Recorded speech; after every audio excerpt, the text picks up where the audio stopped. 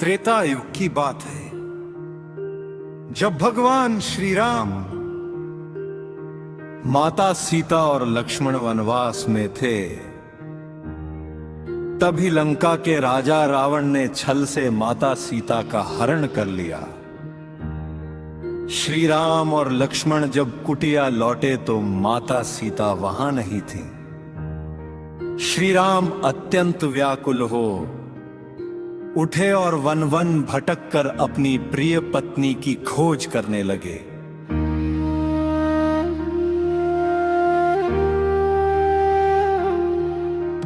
रास्ते में उनकी भेंट घायल जटायु से हुई। जयायु ने अपने अंतिम समय में बताया कि राम माता सीता को दक्षिण दिशा की ओर ले गया है। ये सुनकर श्री राम ने जटायु को मोक्षास्त्र दान किया और आगे बढ़े।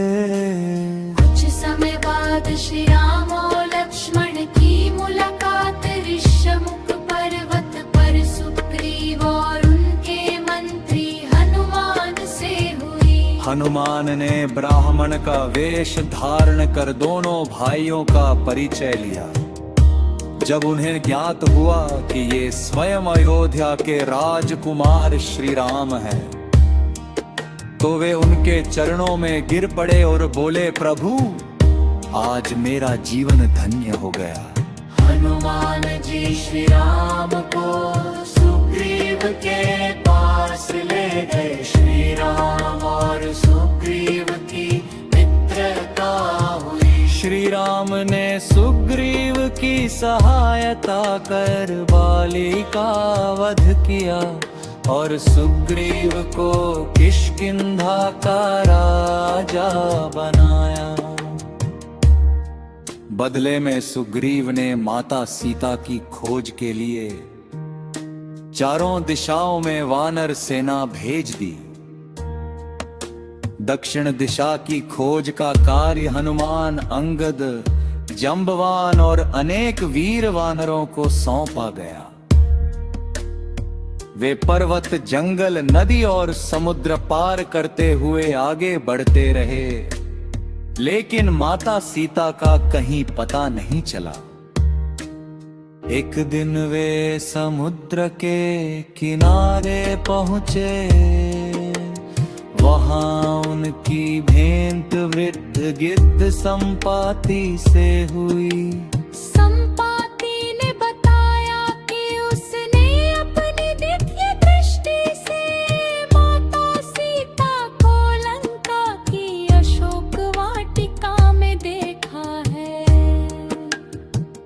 ये सुनकर सभी प्रसन्न हुए, लेकिन सामने विशाल समुद्र था। जंबवान ने हनुमान जी को उनकी भूली हुई शक्ति का स्मरण कराया। उन्होंने कहा, हे पवन पुत्र, आप संसार के सबसे बलवान हैं। यदि कोई इस समुद्र को लांग सकता है तो वह केवल आप हैं।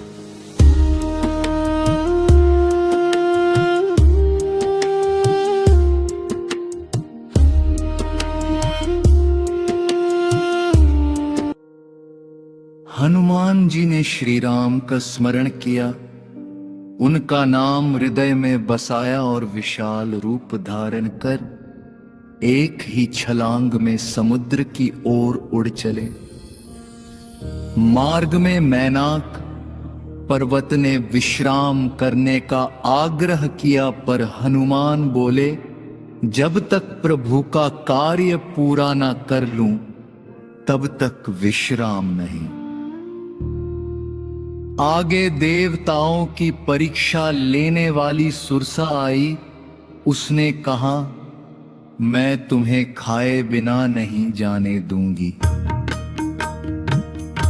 हनुमान ने पहले अपना शरीर बड़ा किया, फिर अचानक छोरा होकर उसके मुख में प्रवेश कर तुरंत बाहर निकल आए। सुरसा प्रसन्न होकर उन्हें आशीर्वाद देने लगी। थोड़ी दूर आगे सिंहिका नाम की राक्षसी ने उनकी परछाई पकड़ ली। हनुमान ने उसे मार गिराया और आगे बढ़ गए।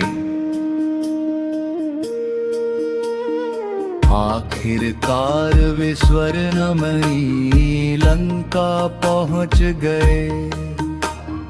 रात के समय उन्होंने छोटा रूप धारण किया।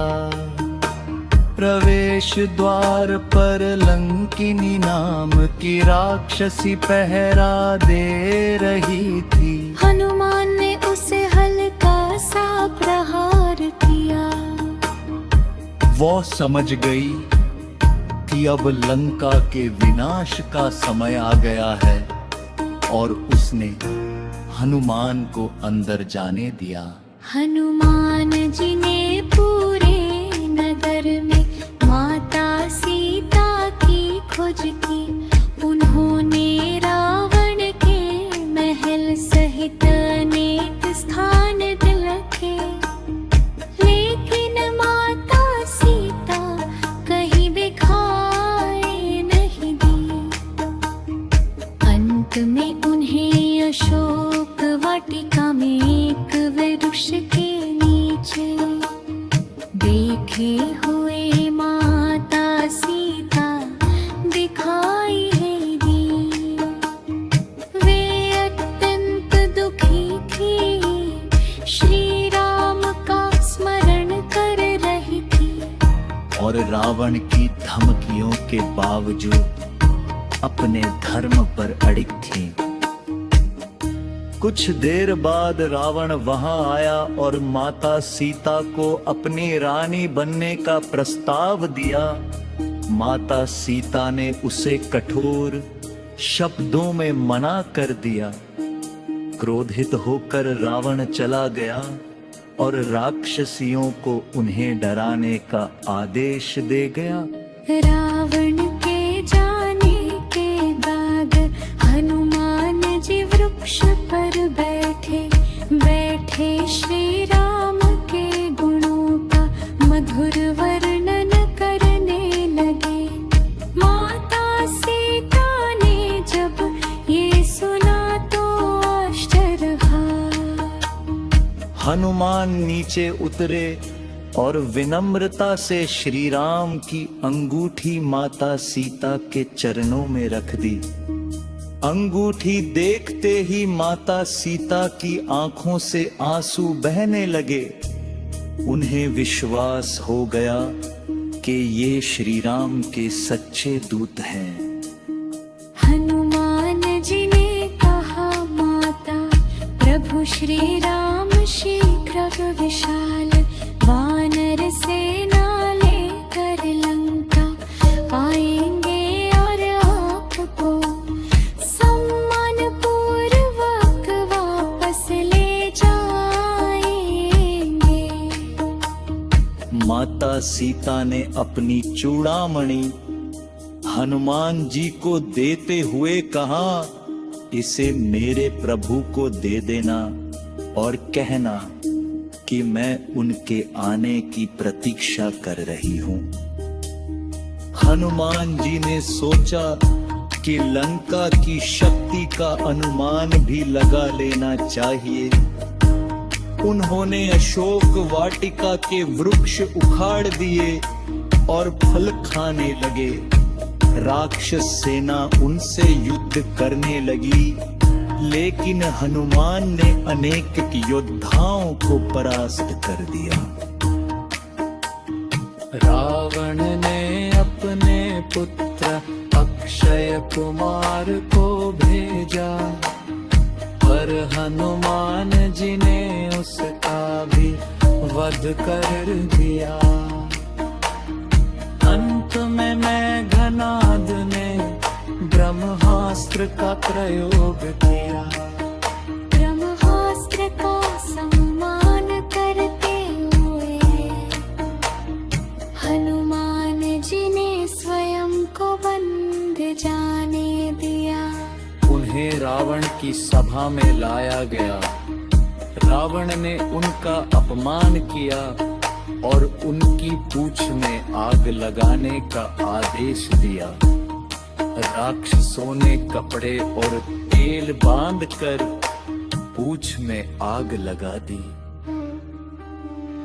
हनुमान जी तुरंत अपना विशाल रूप धारण किया। हर पूरी लंका में कूद कूद कर महलों, भवनों और राजप्रासादों में आग लगा दी। देखते ही देखते पूरी लंका जल उठी। केवल विभीषण का घर सुरक्षित रहा, क्योंकि वे धर्मात्मा थे।